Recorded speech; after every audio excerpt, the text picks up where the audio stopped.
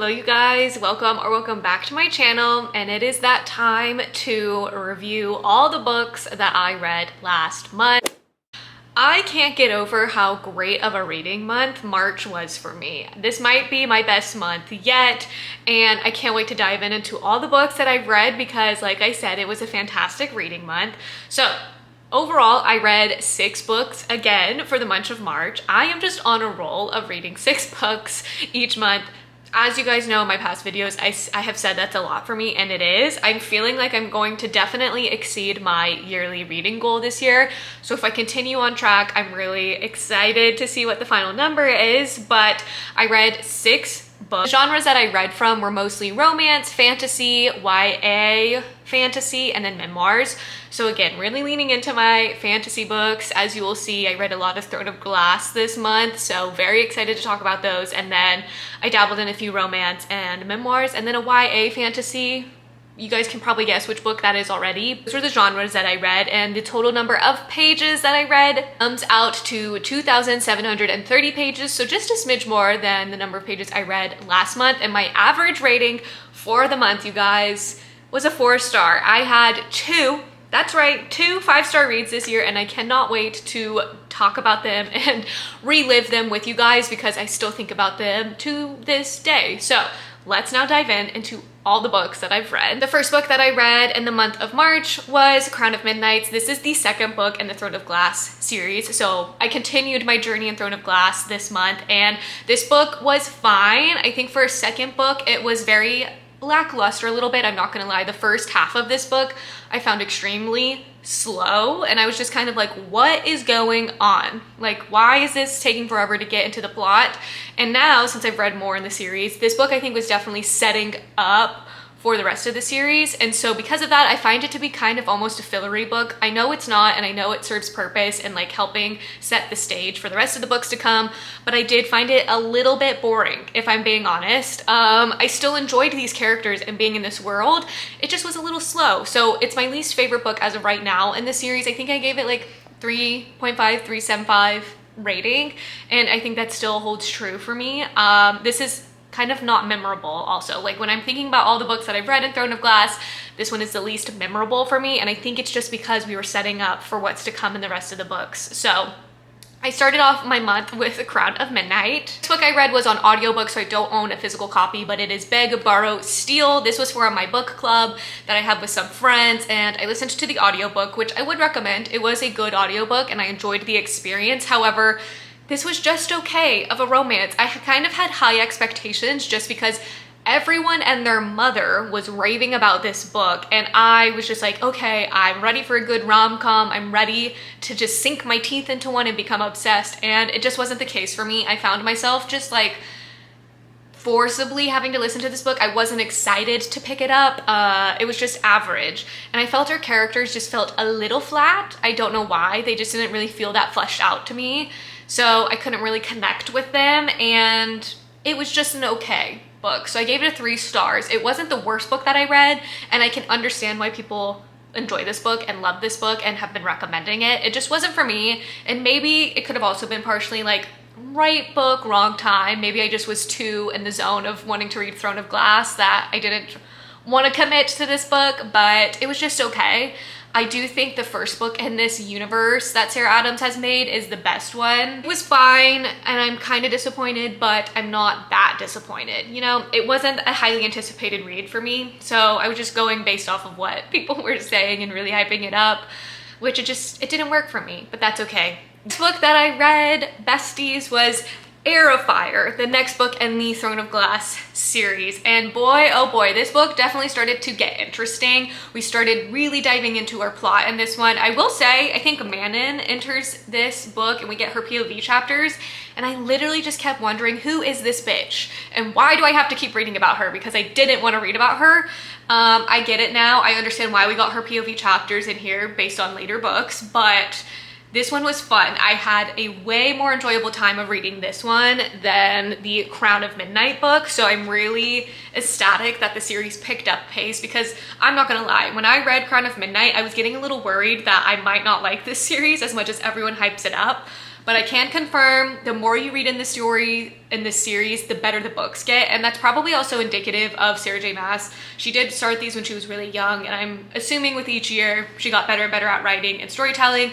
This one was very quick paced, lots happening in her plot, and I did enjoy the different POV chapters at times. Sometimes I was like, okay, I really don't care about what's going on in Dorian and Kale's POV. I want to go back to our main girl here and see what's going on and see like what's going on with Rowan. Like Rowan, we love him. So Rowan's definitely my #1 book boyfriend in this universe right now, even though Dorian, close second. I really do appreciate him. And then Kale, sweet Kale. I don't know how I feel about him. Mixed emotions.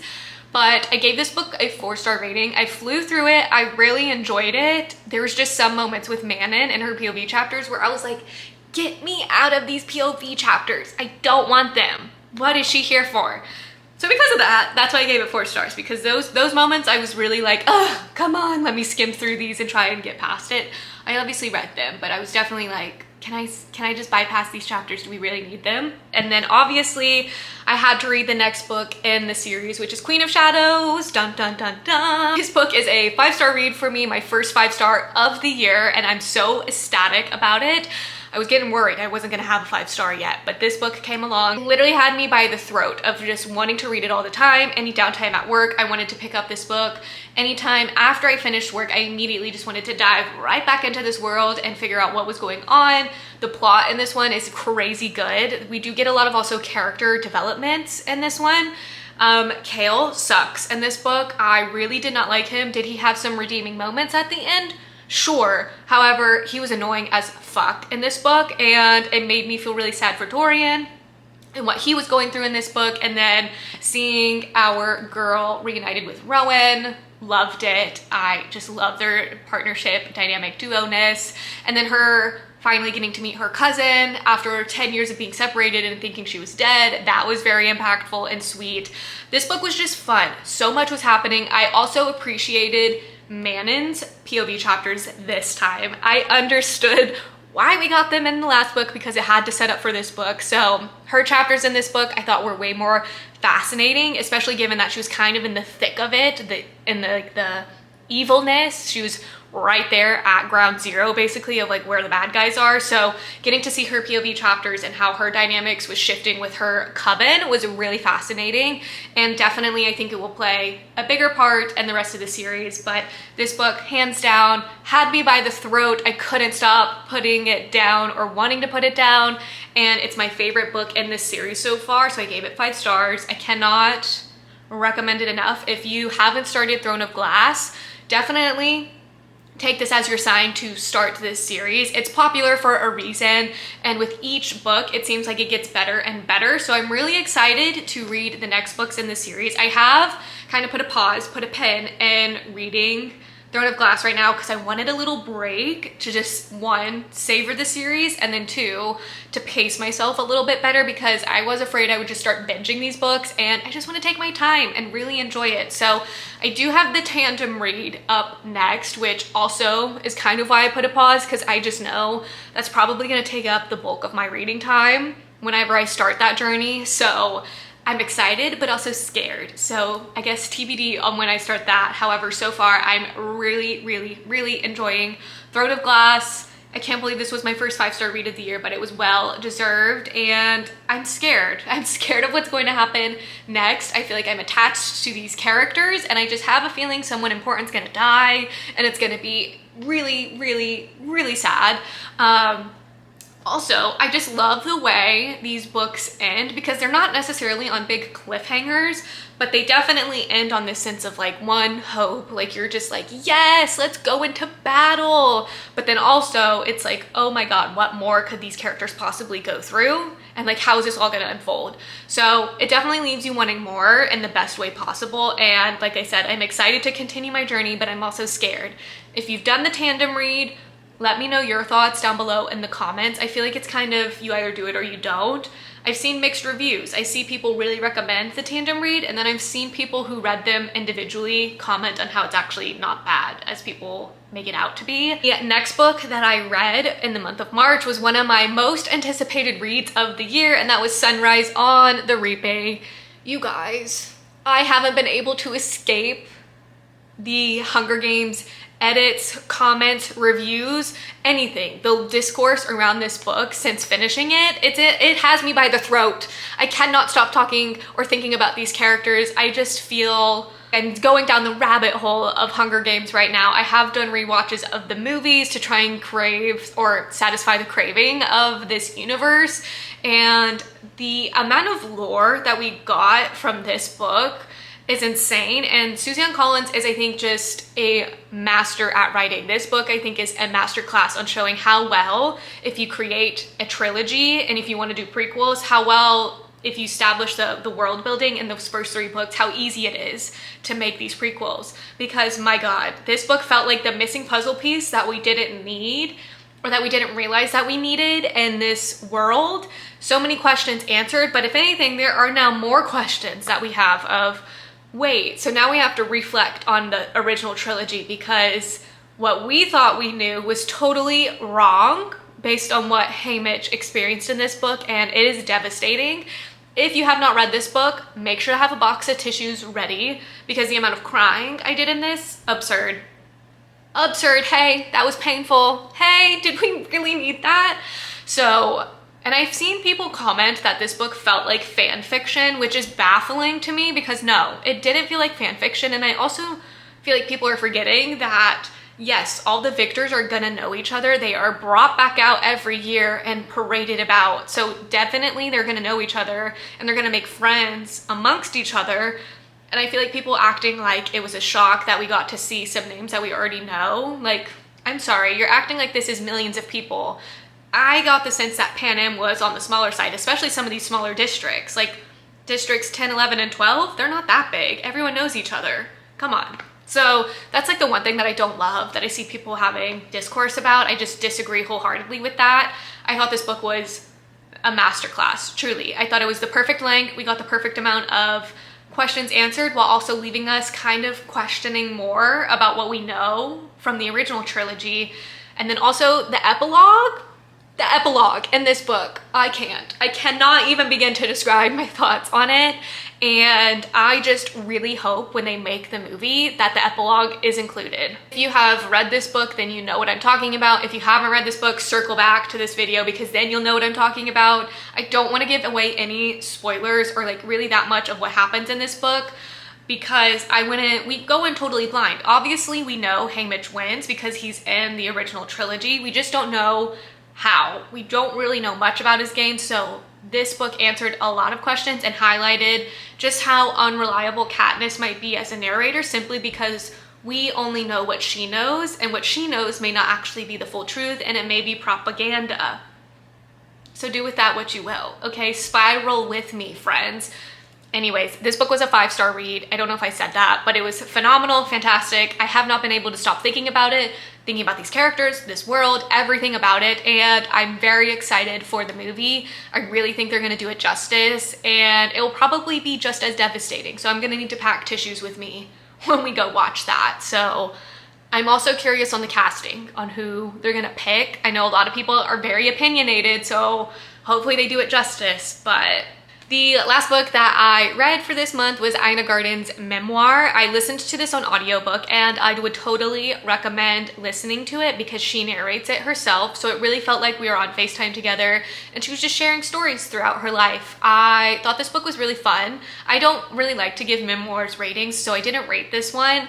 But I did enjoy it and I would recommend it, especially if you're like into the cooking world, like those kind of people like her or Martha Stewart or Wishbone Kitchen, like that kind of content creator type of vibes, then I would recommend listening to this book. It was really insightful, and I also think Ina Garten highlights how we do live a long life and you should be doing all these side quests. Like, I can't get over the fact that Ina literally took piloting classes back in the day and she can fly a little plane.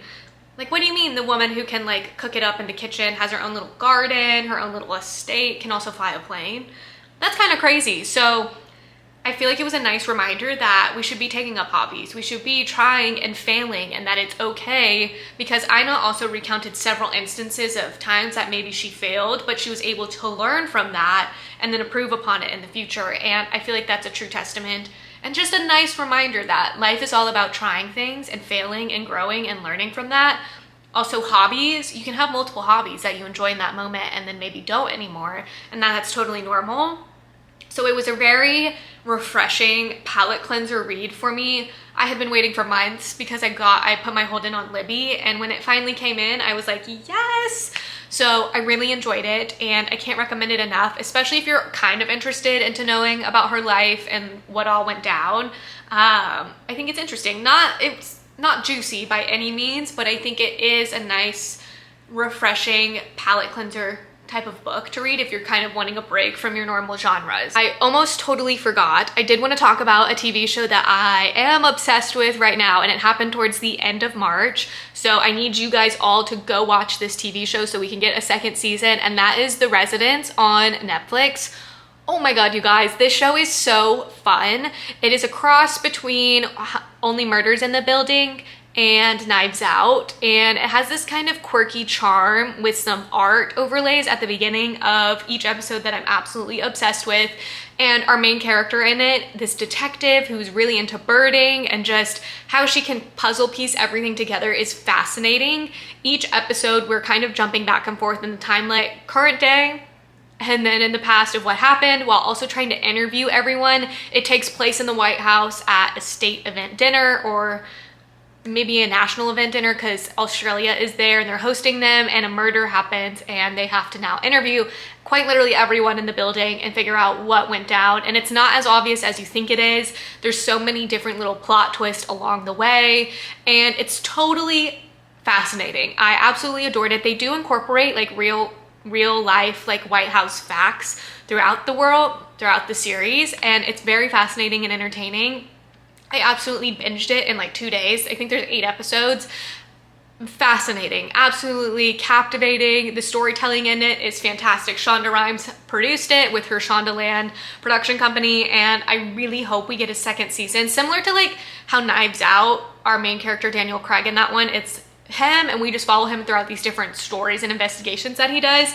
I totally think we could do that for this series as well. So I need you guys all to watch it. It's called The Residence on Netflix. Absolutely obsessed with it, and I'm telling all my friends to watch it, and they all agree that it's really fun. So if you like Only Murders in the Building and if you like Knives Out, then you'll probably enjoy this TV show.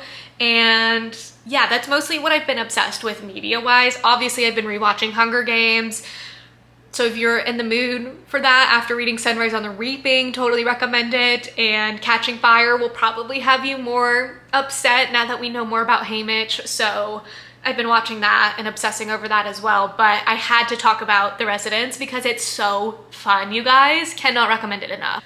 So my friends, that's going to conclude today's video and March recap. Let me know what books you read in the month of March, or if you've had any 5-star reads recently, or books that you're looking forward to reading in the month of April. And let me know, guys, if you have done the Throne of Glass reading and you've done the tandem read, let me know your thoughts on it below. Or if you read them individually, also let me know, because I'll take any advice I can get. But that's going to be it for today's video. I hope you guys enjoyed it. And as always, make sure to like, comment, and subscribe so you don't miss out on my next video. And I will catch you in the next one. Bye, guys.